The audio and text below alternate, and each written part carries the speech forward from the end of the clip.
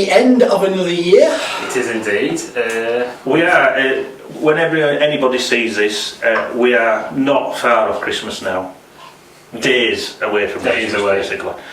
Anyway, we just thought we'd do a bit of a, not so much a Christmas special, but a bit of a roundup. A bit of a roundup for the year. Because we kind of finished episode 22, wasn't it? Yes. And then kind of finished there. But I didn't really want to feel good just leaving it just at that. So, just a bit of a roundup. I suppose I'm going to talk a bit about what I've done this year, what I hope's next year. And any other car chat that pops up. So, start with your mind. Favourite this year? Would it be big-headed and awful to turn around and say, oh, my favourite this year is the Fiesta ST Line 1 year review, because thanks to you guys it seems to be doing pretty well, so I'm led to believe. No, we've had some good moments. One that really springs to mind, and it's not a very early one in the year, it's the VW camper van. I was going to say. I found that different to do. Never knew what to expect when that turned up, but it turned out to be a bit of an entertaining one. If you haven't seen it, please check it out, because it really turned out to be a bit of a... It was a laugh. It was a hoot, but it was pure honesty, wasn't it, at the end of the day, which we were told to do. So that's one that does stick in my mind. It was the car itself, or so the van itself, was, as you could probably tell, total rubbish.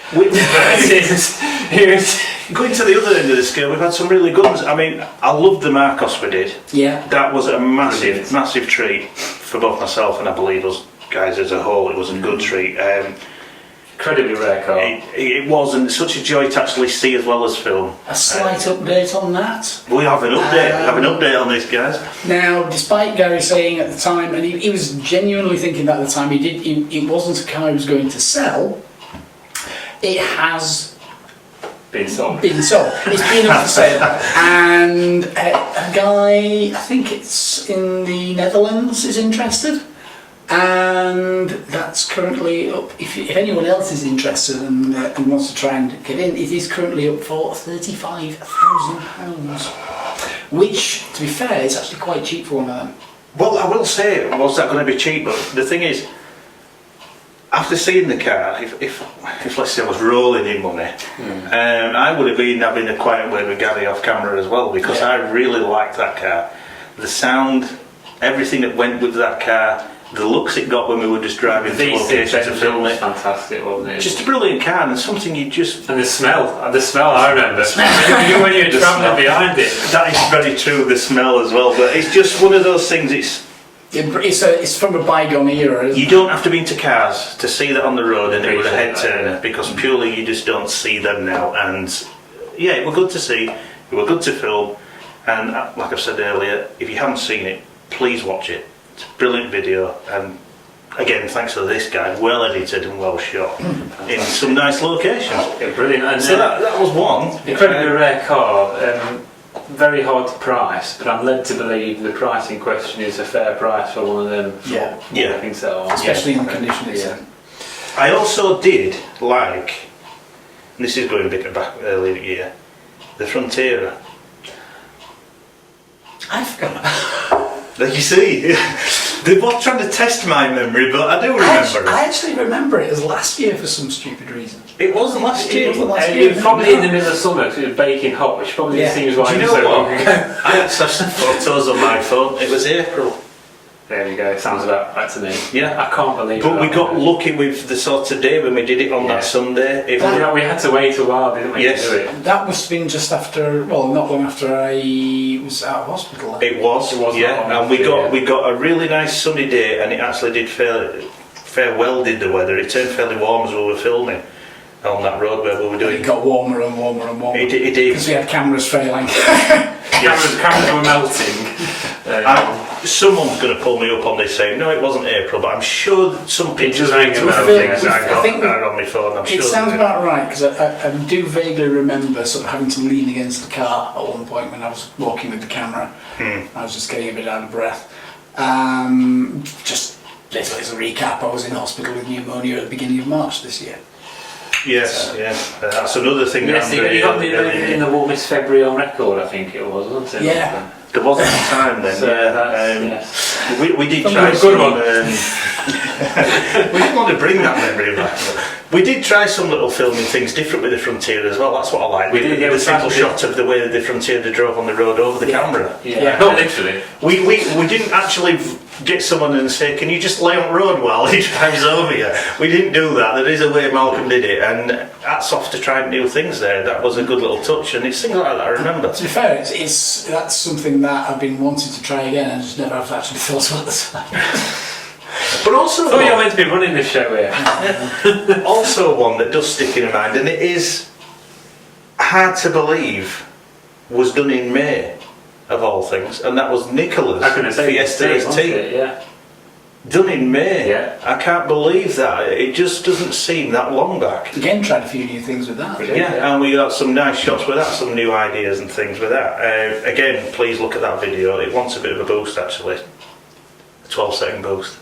It needs a little bit of a... So please, even just for the sake of the person that loaned us the car, give it some views. The video, to be fair, deserves more views than it does, because at the end of the day, it's a Mark 7 Fiesta ST. It's not just a Fiesta, as you'll find out if you watch the video. So that's another one that stuck in my mind. Any surprises this year, Martin, in terms of viewing figures or cars that you didn't expect to be like? Do you know there's a few, I will say, surprises which I didn't really expect this time round. You all know the ST line Fiesta did well on its first ever out, in its first review, which Malcolm split into two parts. One has done slightly better than the other. One's lifted very well, actually. When we came to do they have, yeah. But when we came to do the 1 year review, I wanted it to do well, but didn't expect it to do as well as it did in the first week of it. Yeah, that's coming really out. took us by surprise, hasn't it? Again, I will say, if you haven't seen it, take a look. But it has done well. His ego needs a bigger boost, doesn't it? It was a joy to film that one again. For one reason, as I do mention in video, I don't always keep my cars that long. So to have it over a year now, and it's a record for you, isn't it? It's getting onto a record. The fact it's being filmed again and it's still there, and all a lot. It just felt like a bit of a milestone and an achievement. When you trade it in, just link the video to Ford and they might give you a better price. Well, look, I was going to say, on the day I was going to get that car, if any of you know, I had the Ford Puma beforehand, and I even started to film the first part of it on my phone, and I was going to do all this to pass to Malcolm as a bit of a video for you guys to see of me actually collecting the car and all the lot. And when I got to the dealership, it was one of the most busiest handover days going, and it was a match day, and they was rushing to get everyone sorted and done with before the match started. Because it's next to the stadium. It's next to the stadium, should I point out. And they were basically in a rush, let's get everything done, blah blah, and everyone out of here. And I was thrown into chaos where it would be impossible to try and film me collecting it. It was so, and I felt a bit bad about that because I wanted to share it with you guys. But you know, next time, watch this space. Yeah. Next time, go to Batley. Do you know what? I might actually. I've had a car from there, and I might just grace them with my presents again. I'm only saying that because they never got back to us when we inquired down. No, yes, yeah, that's one thing. So, Malcolm, yes. let's move on to you. Same questions. Well, again. Quite blind date, isn't it? Well. I don't know who still a black is. Not me.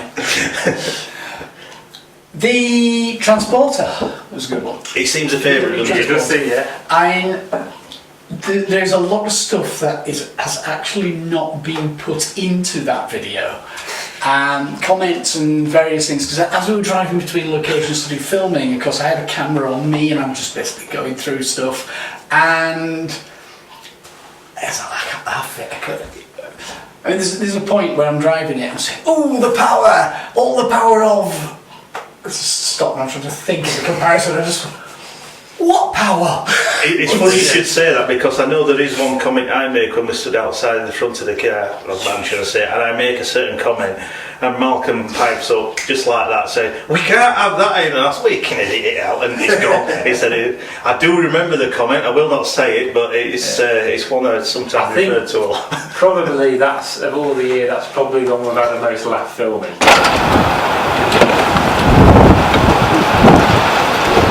Many polar bears were harmed during that filming.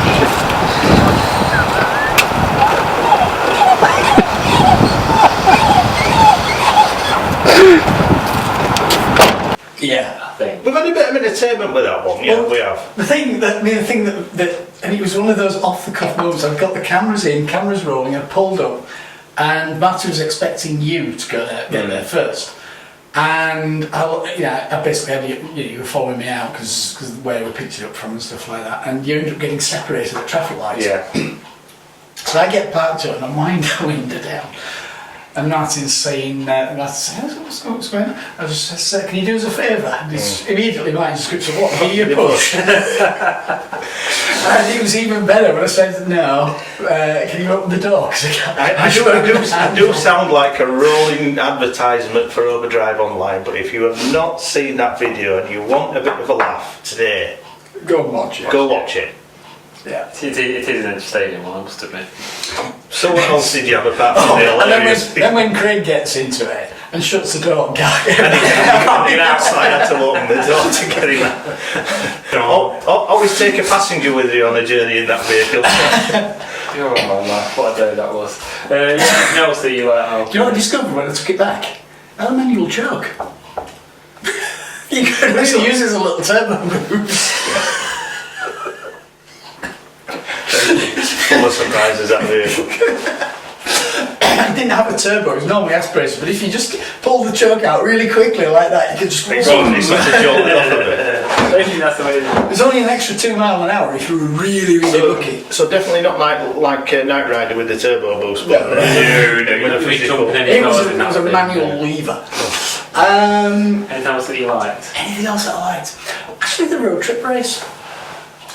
Yes, yeah. Now you see, the thing is, I would have turned around and said, "Oh yes, I enjoyed the road." But you wasn't in it. I wasn't in it, so saying that would have looked a bit dumb. You featured? Well, I featured in a way, and I did watch it myself, and it was a good feature. I liked watching it, but I just wasn't there. It was, it was a brilliant feature. Obviously, me and Malcolm were involved in it on a family holiday. I did like the snippet of the video we did in Land's End. I thought that was... Yeah, you filmed that, didn't you, Craig? You did some on that, yeah. Something a little bit different. Well, it was kind of correlated because we went around the car park looking at cars, didn't we? It's actually amazing how many foreign cars there actually were there. I mean, we couldn't. It was amazing. It was like in continental Europe or something. Can I just say though, you've got them foreign cars over here like that, but do you think if you went to their countries and to a point of interest, looked round their car park, you'd see a load of our cars there? You know what, if I was actually doing that, I'd actually hire a car over there so you'd see their registration. So I probably wouldn't. Yeah. No, it wouldn't, no. Yes, but it was a good feature, a really good race actually, and a lot closer than what it probably looks like makes out on the video, yeah, so let's have a look. Actually, so yeah, good one, Malcolm. That. Any surprises for you? Any surprises? It's a bit weird because I sort of see all the stats all the time. Yeah. So especially on it, isn't it? It's like, I can see where that's going. I can see where that's Were going. any surprises of stuff we filmed that you want to expect it to be like that, good or bad? I was surprised at how good the ride in the Mercedes was. That's another one I was going to mention, but in fact I thought I'll mention the Marcos over it, but again, the Mercedes was a good one. And it's also one that's picked up a fair few good comments as well, and it's done. It's the one that's pulling a few views in from different parts of the world as well. I mean, the Marcos has done that. It's such a global car though, that bit, though, isn't it? It was everywhere. Absolutely. I mean, it is really good actually. I enjoy filming that. It's something a little bit different as well. Yeah. And then we learned quite a bit about the car as well, especially a lot of the stuff that's vacuum operated on the car. That type of I think with anything we filmed, it's always a bit of a learning exercise. We find things out about things, don't we, that we didn't know. But the thing that really, that car, if you look at it and compare it to a car today, it's bonkers. Because all the things that we take for granted today with electrics are not electric on that. I mean, it has mechanical fuel pump, it has a mechanical injection system, all the central locking is vacuum operated, as are the headlamp adjusters. Yeah. Wasn't there one thing on it that was electric that we didn't expect to be electric? Yeah, the heater adjustment. The heater, yeah. Which, when you're actually doing the heater adjustment in the car, it's mechanically connected to a flap. No, this is a potentiometer, it's a variable resistor. and is electric. Yeah, we were surprised to The find one thing you'd expect to be vacuum operated. everything was sort of back to front, wasn't it? With it? Yeah. And me being attention to detail, and I spotted it straight away. How one wing mirror were bigger than the other. Yes, and that, yeah. And I thought, what's wrong? Did we find out why that was, or did we not? Yes, it was less likely to have a pedestrian. Because it was shorter. Yeah, so it's a bit shorter, so it can't overhang and catch somebody as Isn't that some thought put into a car when you think there's just so much off a size of a mirror compared to the other size? Yeah. You think, Would it, if it was the left-hand drive, would it be the opposite way around? Yeah. But then that's having to make another separate unit, innit? To have it the opposite way around. All that just for... Yeah, they don't even do that now. They don't. No.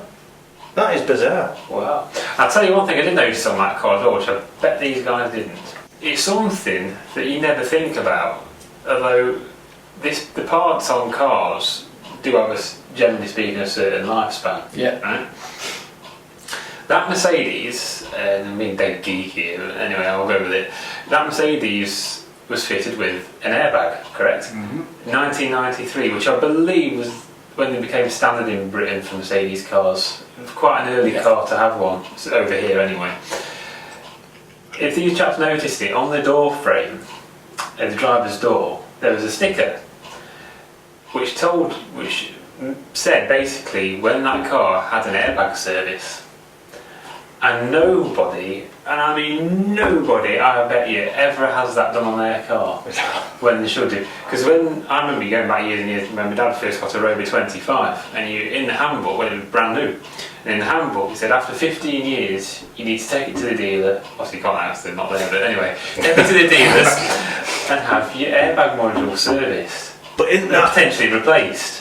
That is a nerdy thing to spot that though, isn't it? And this car had a sticker, I think it was from 2007, I think it was, from the Mercedes dealer, and it had been dated and everything, and when it had its airbag service. Cars get older, they tend to last a lot, cars from the 90s tend to last a lot longer than cars built before then. Yeah. And that's when things like that were starting to be available on cars. How many 20, 25-year-old cars now are driving around with airbags that may or may not work? The problem won't fail. You think Craig were doing all this so he can sort of bring his memory to light now to pick out his favourite bits? Anyway, we're going off topic, but I thought I'd just I thought I'd mention an interesting nugget of information there on the... There is one thing though about that car, and like I say, it was surprising just how comfortable it really was. It was, yeah. But also, it's just the fact that you've got probably one of the last engines, the 1 million kilometre engine.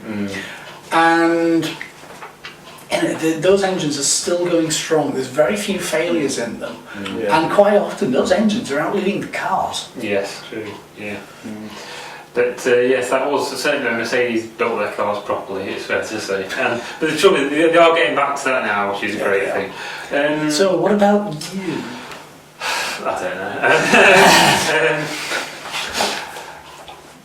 Bit biased. I did enjoy filming the Chevrolet.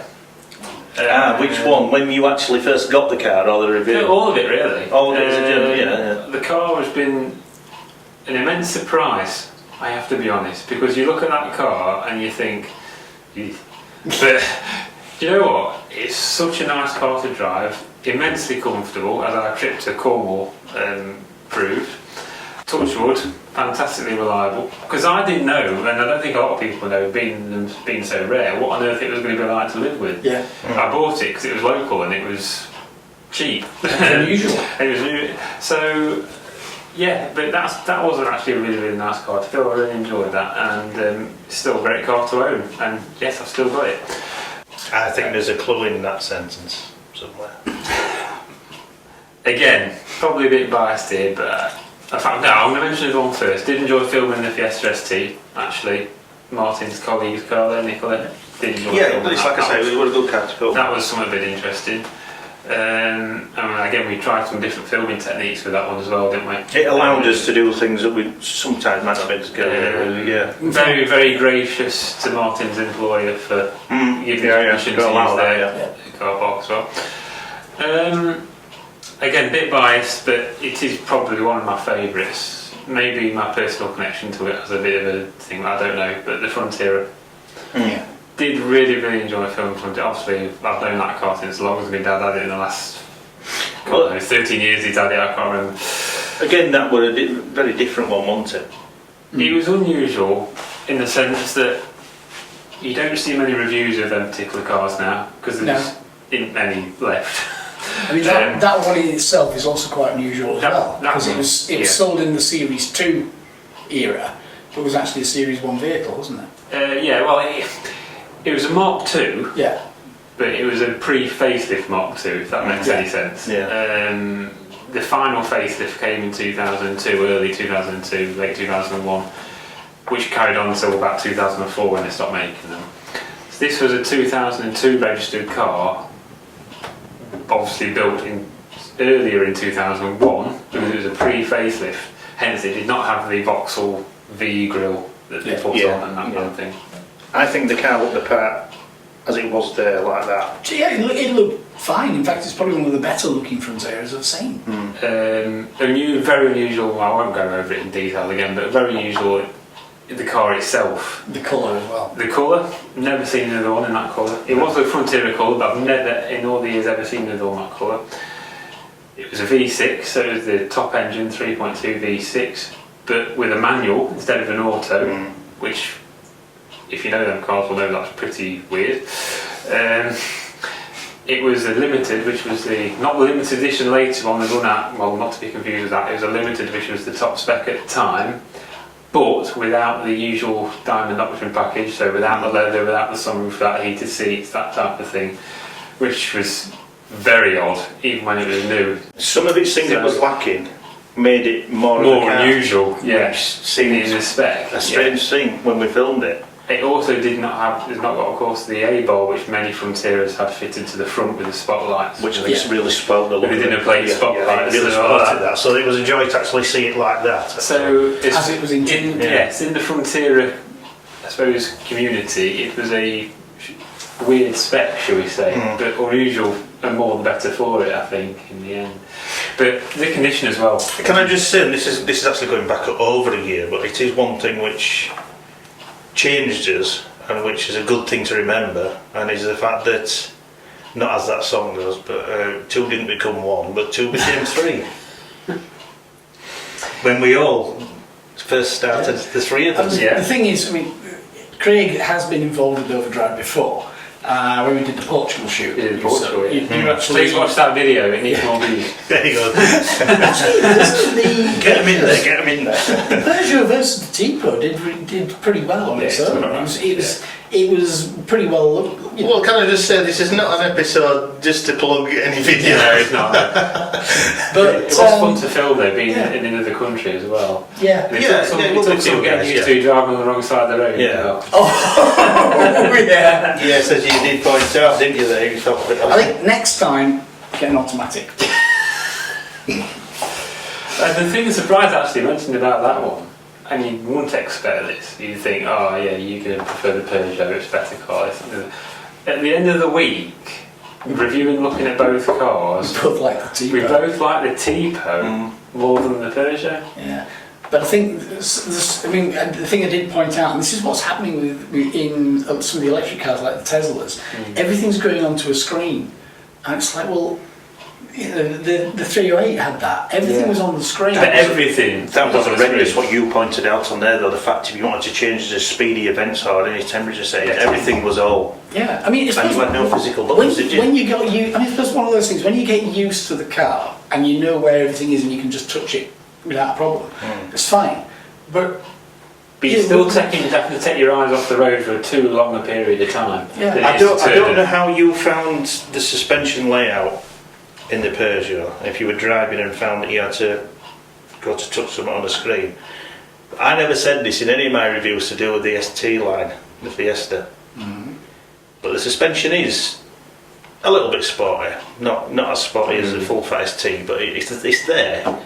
You try changing a radio station or doing anything on the screen at one touch of a button, when you're going over a bumpy road on suspension like that. How many times I've gone like that to press for radio 1 and I've put the sat nav on and it's sort of, and I've looked, I didn't put that on, and It happens. Well, I mean, that's also partly down to our roads around here, which are appalling. But talking of the T-phone, I'll mention this because I can guarantee you not one the person on YouTube is going to mention this because nobody really cares.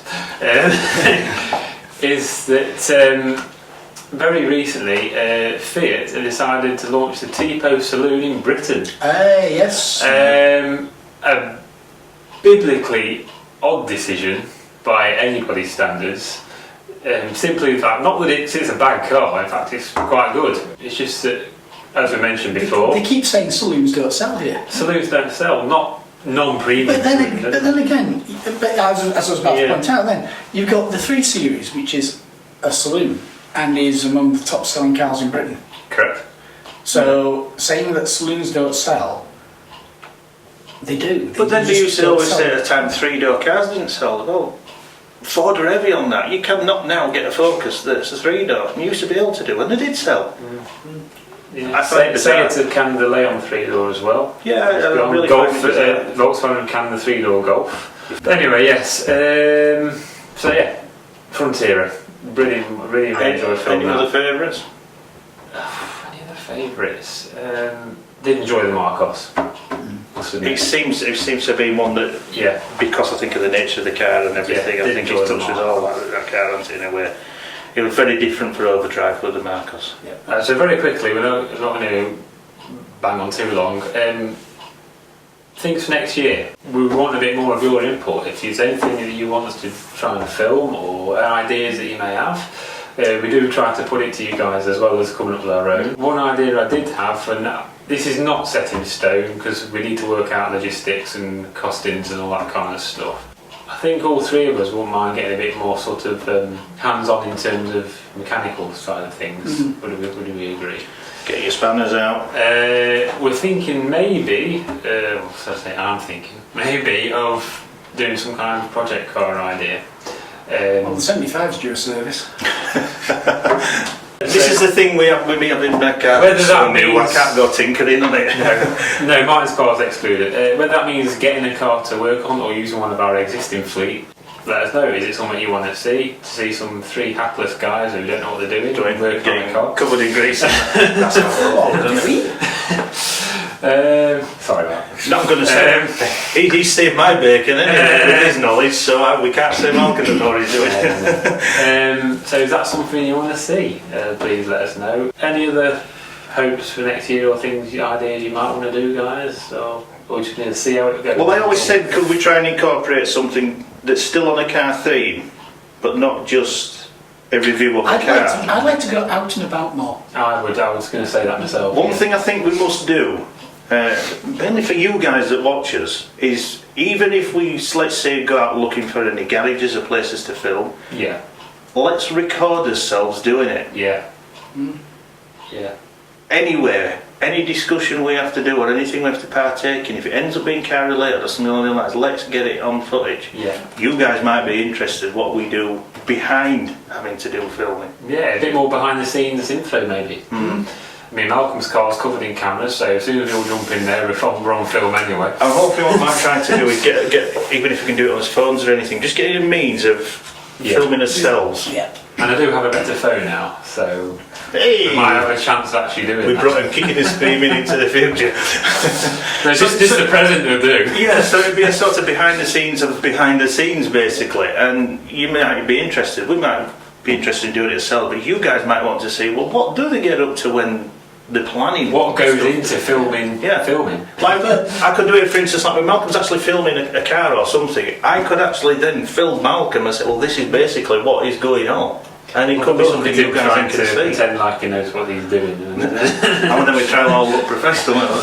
But yeah, a bit behind the scenes. I will say it, I still wanted to do a spoof feature at some time of something. We kind of We kind of did with that. With the camera. No, I mean a real proper one. We'll look into it. We'll have to look That's into it. that. No, it's not. No. I think we've Anyway, got to. we better wrap up because this is going to go on and on and on. Yeah. And that's the usual. I can see people out there saying, I know one thing you can do in the new year. Not yakkers. Yeah.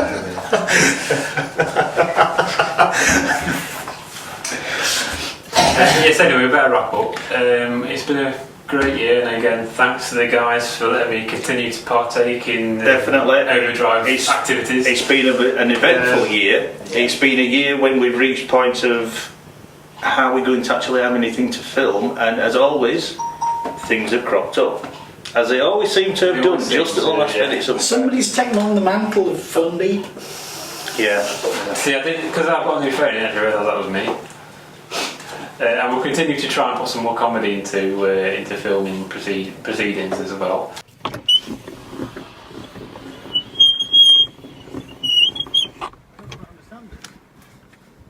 Can you do me a favour? What, gear push? No. We've got to get that one on camera. We've got to get that one on Wasn't camera. rolling, don't worry. Yeah, No. properly. Can you open the door? Oh no! Oh, this is going to be a beauty review. But we will wish you a Merry Christmas and a very Happy New Year, because we will be it in 2020. So from us, I think that's business done, is it, guys? I think that's business done for this year, and it's 2019 all in the bag now, isn't it? It's all done and dusted. We'll see you in 2020 with plenty more car content, hopefully, and plenty of other car-related stuff and chat and whatever as well. And hopefully some new surprises and still some old surprises as well. But with that, for now, We'll see you guys later. See you on the other side. Bye. bye.